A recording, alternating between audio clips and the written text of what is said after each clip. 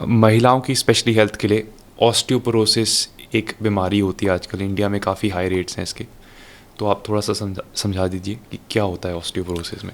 Osteoporosis की अगर हम बात करें तो ऑस्टियो में वही, ऑस्टियो मीन्स बोन्स, हाँ पोरोसिस मीन्स कि पोरस, कि उनमें जान ही नहीं रही। ठीक है। तो जब बोन की अंदर की स्ट्रेंथ है वो ख़त्म हो जाए तो उसको हम इसीलिए ऑस्टियोपोरोसिस बोलते हैं। ठीक है। जैसे कि अगर मैं आपको एक लक्कड़ का उदाहरण दूँ, अगर लक्कड़ के अंदर दीमक या सींक लग जाए तो लक्कड़ अंदर से पूरी खोखली और खाली हो जाती है। बिल्कुल। और बाय चांस वो लक्कड़ अगर सपोजिटली आपकी फाउंडेशन को सपोर्ट कर रही है, वो क्रम्बल कर गई तो फाउंडेशन गिर जाएगी। बिल्कुल। तो it is like just like osteoporosis like this. जो हड्डियों के ऊपर आप चल रहे हैं, खड़ रहे हैं, हाँ दे इतनी कमज़ोर हो जाते हैं कि छोटा सा भी अगर चोट लग जाए तो दे कैन ईजिली फ्रैक्चर।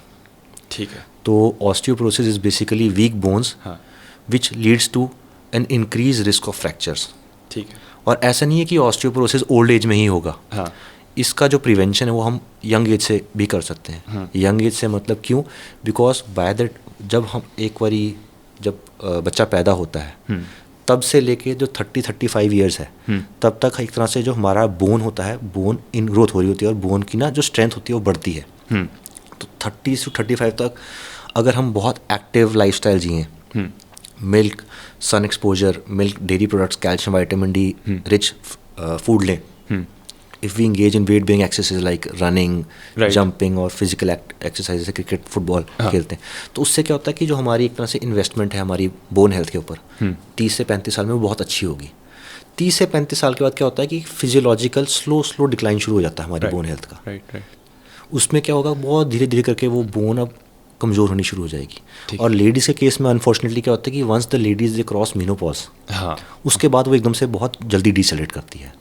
तो आफ्टर मीनोपॉज लेडीज़ की बोन हेल्थ बहुत जल्दी डिटेरियोरेट करती है and specially after 50-60 there is a increase propensity to fall also. Because होता क्या कि धीरे धीरे करके आप जब एज के साथ साथ आपकी जो बैलेंस होती है, आपके जोड़ों में आर्थराइटिस होना शुरू हो गया, आपकी मसल्स वीक होनी शुरू हो गई, थोड़ा सा बैलेंस का, तो एक इंक्रीज प्रोपेंसिटी टू फॉल भी होता है।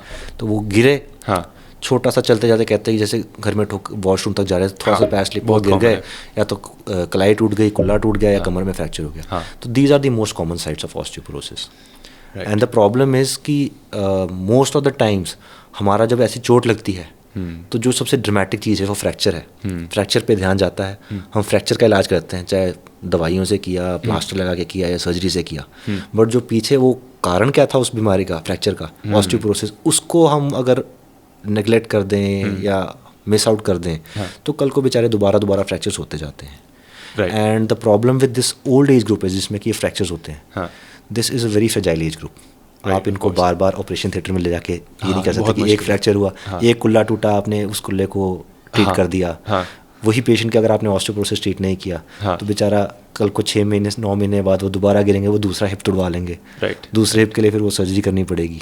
And hip fracture is a very bad fracture to have in an old person. हमारी ऑर्थोपेडिक बुक्स में एक सेइंग है कि इस दुनिया में जब भी कोई इस पैदा होता है तो वो 2 टांगों के बीच से पैदा होता है, ठीक है जी। बट अगर वो जाता है इस दुनिया से तो वो अपनी कुल्ले को तुड़वाने की वजह से जाता है। This is the morbidity of an osteoporotic hip fracture, कि almost 1 in 3 and 1 in 3 females and 1 in 5 males over the age of 50-60 are going to sustain a hip fracture. And a hip fracture ऐसे 4 लोगों को जिनको कुल्ले में fracture होता है, उनमें का अगर हम बेस्ट से बेस्ट मेडिकल केयर और सर्जिकल केयर भी दे दें, 1 in 4 of such fractures will not be alive after 1 year of sustaining this fracture. इतना घातक होता है फ्रैक्चर। राइट। तो जो मुझे समझ आई कि 30 साल की उम्र तक आप अपनी हड्डियों को मजबूत कर सकते हैं, जितना आप इसमें धूप, सन एक्सपोजर लेंगे, विटामिन डी, कैल्शियम, डाइट अच्छी रखेंगे, एक्सरसाइज करेंगे, रनिंग, स्पोर्ट्स, वेट लिफ्टिंग, तो इससे आपका जैसे कह लो पहले टैंक बड़ा हो जाएगा और फिर उतना टैंक जितना बड़ा बैंक बैलेंस होगा उतना जब कल को आप उसमें से पैसे निकालोगे तो उतना वो चलेगा।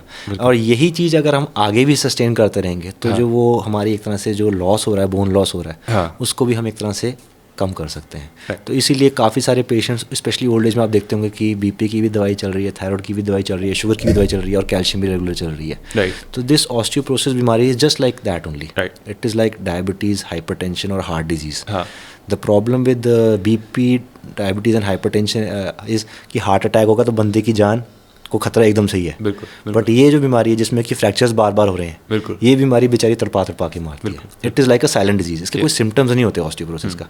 इसका एक ही जो ड्रामेटिक सिम्टम होता है, गिर गया, फ्रैक्चर हो गया। हाँ, जब मैं कॉलेज में था तो हमें कहते थे कि जो बड़ी उम्र के लोग हैं उनके लिए भी वेट ट्रेनिंग बहुत इंपॉर्टेंट है, क्योंकि उससे वो जो बोन का लॉस होता है वो स्लो हो जाता है। हालांकि हाँ राइट, तो उन्हें कहते थे कि अगर आप सिर्फ थैले में कुछ पत्थर डाल के भी अगर उन्हें ऐसे लिफ्ट कर सकते हो तो वो भी एक अच्छा स्टिमुलस देगा। Yes weight bearing exercises, muscles के ऊपर जो काम करवा रही हैं, दे आर वेरी इंपॉर्टेंट।